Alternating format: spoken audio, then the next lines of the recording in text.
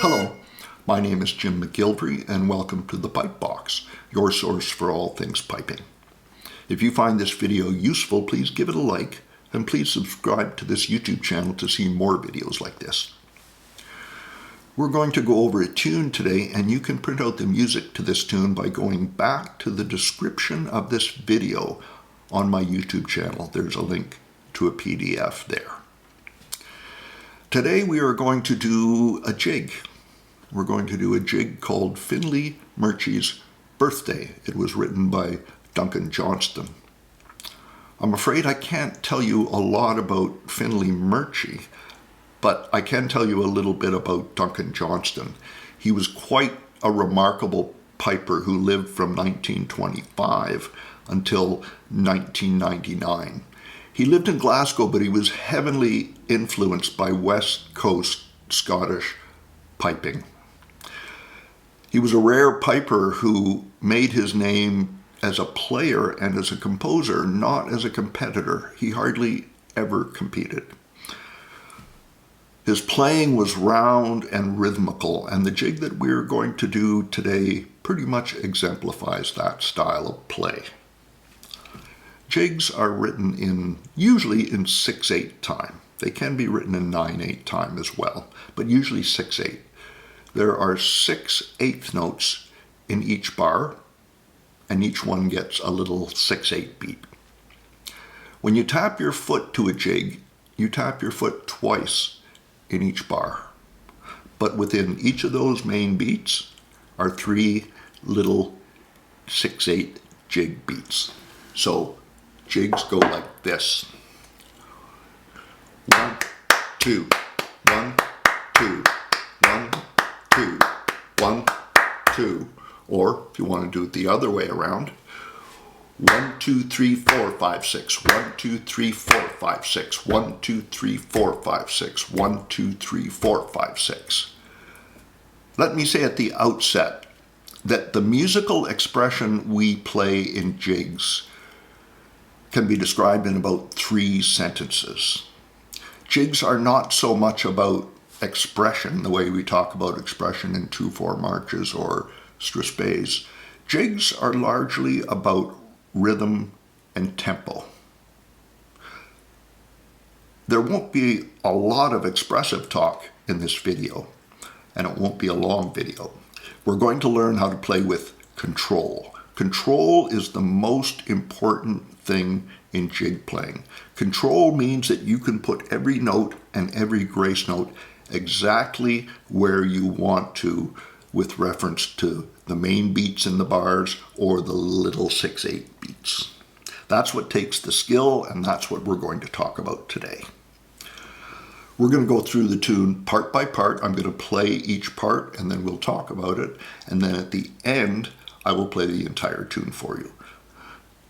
Before we start, I want you to have a quick look at the score for Finlay Murchie's Birthday. What I would like you to notice here more than anything is how round the tune is. You can see scores of 8th notes, sometimes strings of them. In the last part, I just counted, there are 42 8th notes played in a row, all exactly the same length. That's the way we're going to learn how to play them today. Being able to play notes the same length sounds easy, but being able to play notes the same length at a quick tempo is quite a challenge. We're going to play all the 8th notes here the same length. There will be no pointing at all. Especially challenging is the G-D-E pattern that is everywhere in jigs. Playing GDEs with no pointing is a skill on its own and a prerequisite for good jig playing. These GDEs are important enough that I'd like to give you an exercise devoted entirely to the GDE in jig time. I'm going to play the exercise 3 times. I'm going to increase the tempo every time until it gets close to jig tempo. I want you to notice how evenly the GDEs are being played, and I want you to notice how I wait for the start of each bar. the G grace note, which starts each bar, I make sure I can play that as late as I can to start the next bar. Let's have a listen. Here's the GDE exercise slowly.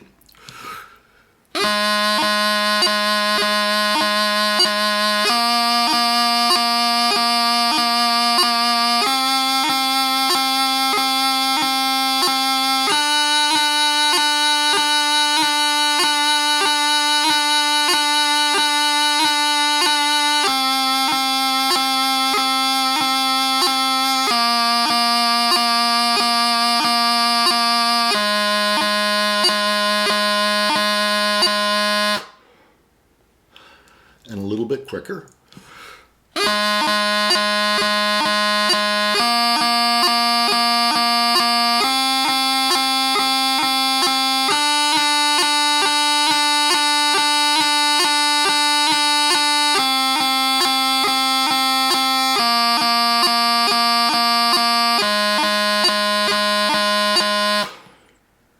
And a little quicker yet.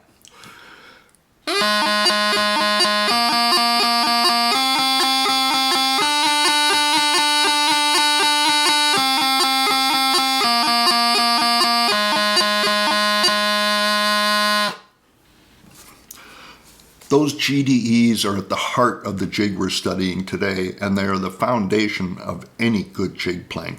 Time spent on GDE exercises is time well spent if you want to be a good jig player. Okay, let's get into the tune. I have 3 principles for jig playing that I want to share with you. The first, we've talked about, play all the 8th notes the same length. 2, give all the quarter notes and the dotted quarter notes their full length. Don't skimp on the quarters and dotted quarters. And principle number 3, wait for the start of each bar. In this tune, it's going to be a G grace note most of the time. You're going to wait for that G grace note as long as you can. You don't want to play the tune ahead of the beat. That is the cardinal sin of jig playing. Those are our principles. Okay, let's have a listen to the first part and then we'll talk some more.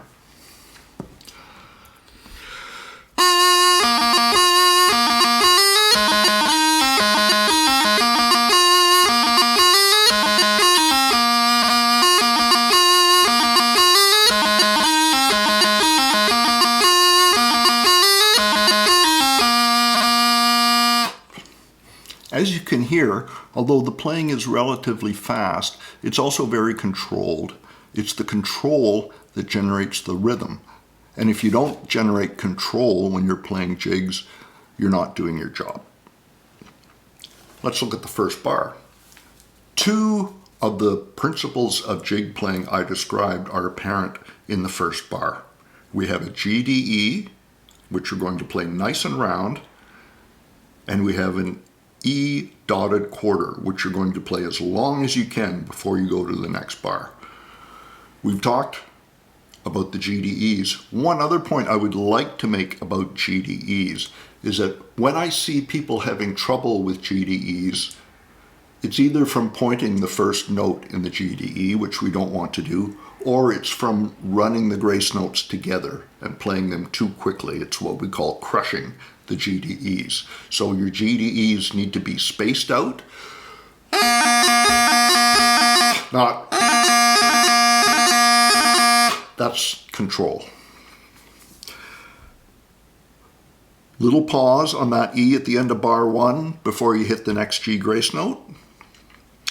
Bar 3, you're going to have to play a high A grace note from high G down to low G. That can be a bit of a challenge, and you may want to do that ahead of the beat. Wait for the beat, as we discussed. In the middle of bar 3, there is a D quarter note. This is the note we're going to rest very slightly on before we go on to the next bar. So the first line,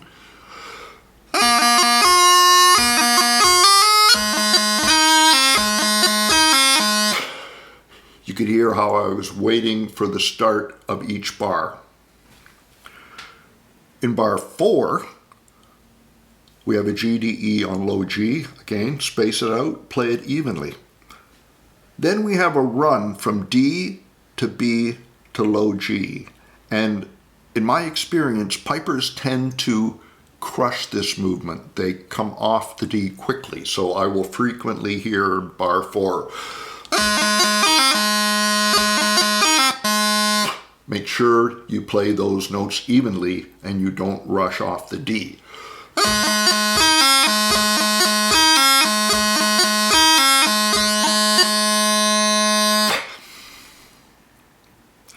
At the end of the first part, bar 8, we have a nice long dotted quarter note followed by a burl. Make sure when you play the burl that you play the first grace note on the beat. Don't play the burl ahead of the beat.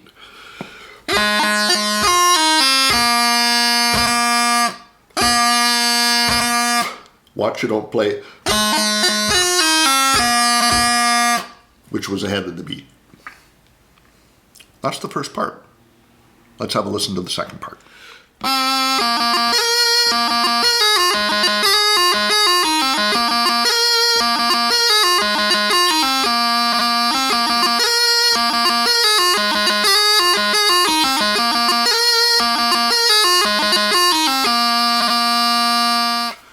If you look at the score for the second part of the tune and the first part of the tune, you'll notice that the note patterns, the musical expression is exactly the same, just different notes. So in a way, we've already talked about the second part.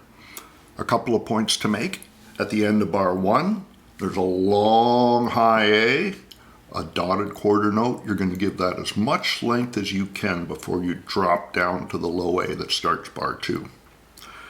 In bar 2, we have a GDE, missing its G, of course, and a run from high A, followed by another GDE in the next bar. Watch you don't rush that little high A run. Watch it doesn't come out, and you rush to the next bar. Don't do that.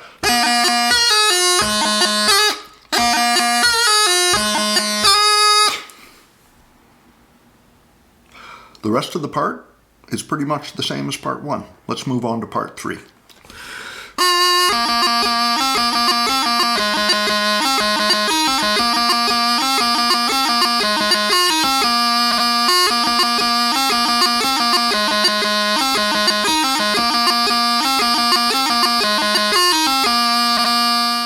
The third part is a very powerful part, but you have to play it just right to get the power out of it. There's only one point I want to make that we haven't made yet.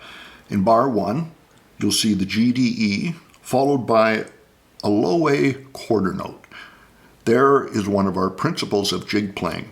When we have a quarter note followed by an eighth note, we give the quarter note as much length as we can. The tendency I've noticed among pipers is to not play the quarter note quite as long as we should, and then playing the following eighth note a little bit too long.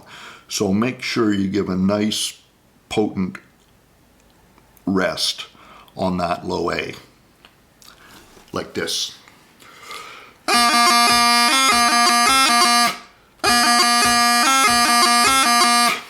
And the next phrase, same thing.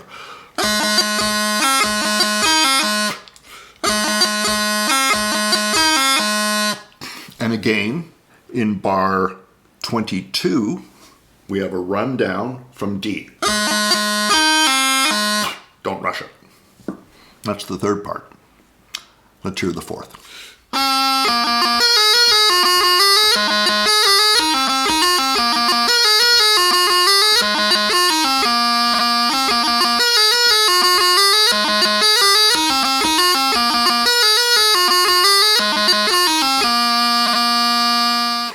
Up until this point in this tune, we've had the luxury of quarter notes and dotted quarter notes being placed in bars that gave us a little bit of breather in the first 3 parts. In the fourth part, we don't have this luxury at all. We have an endless string of eighth notes, and we just have to go like blazes. This is the part where the principle of never starting a bar early really applies. And you want to have this in your head all the way through this part, because this is the hardest part to play with control. If we look at bars 28 and 29, bar 28 ends on a high A. Bar 29 goes to a high G and then drops down to an E strike. E strikes can be a little bit difficult for some people, and you may find your tendency is to rush that first high G, to hit that first high G early and then hit the strike early as well. We're going to wait for that high G on the high A, and then when we hit the E strike, we're going to make sure the E before the strike is nice and open.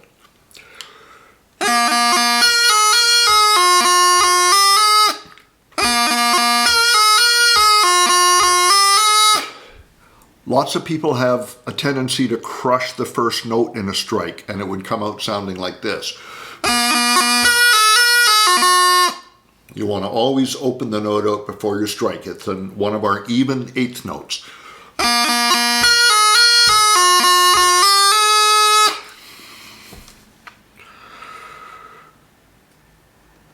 In bar 31, we have another strike. We have a strike on B. And very much the same thing there. You may want to rush that a little bit in order to get the strike in, but really hold off on the start of bar 31. If we look at bar 30 and 31, we're on a high G before we drop down to the D in bar 31. Very similar to bar 28 and bar 29.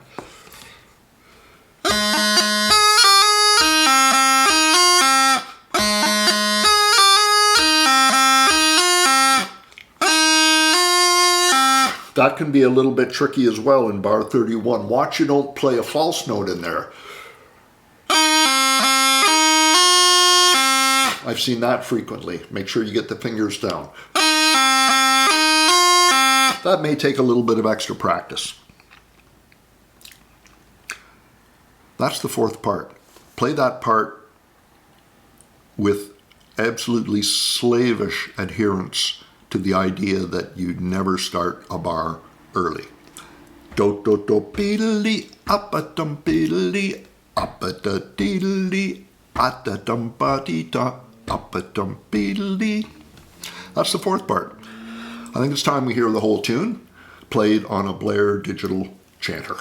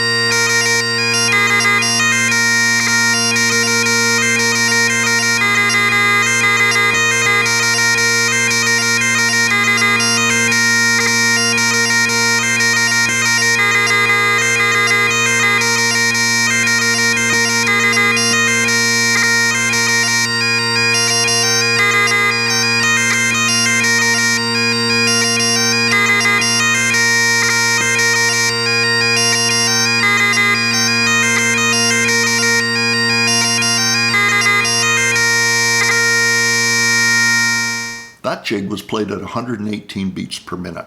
The optimum tempo for jigs is considered to be around 118 or 120. You will hear jigs played more quickly than this, and of course you'll hear them played more slowly than this as well. I'm not going to give you a minimum jig tempo because I'm a real believer that you should not play quicker than your technical capabilities. So you play your jigs at whatever tempo you can play them well. Speed them up in very small increments, and the best way to do that is by singing to a metronome. I mentioned this before. I'm a great believer in assimilating the rhythm that the metronome gives you when you sing the tunes to it. Hop-a-da-dee, hop-a-da-diddly, hop-a-dum-bri, a-duck-a-dum-beck-a-dum-ba-da-da-dee, dop-a-dum-beedly, dop-a-dum-beek-a-dum-bo-bom. He hop-a-da-dee, hop-a-da-diddly, hop-a-dum-bree-dee, dop-a-dum-beck-a-dum-ba-ba-da-dee, hop-a-da-diddly, dop-a-dum-beek-a-dum-bo-bom. The metronome doesn't lie. You can play to the metronome as well. I tend not to play to it very often, but I find singing to it is great to instill the rhythm of the jig into my playing. That's Jig Playing with Finlay Murchie's birthday. I hope you enjoyed it. Good piping from me, Jim McGillivray, at the Pipe Box.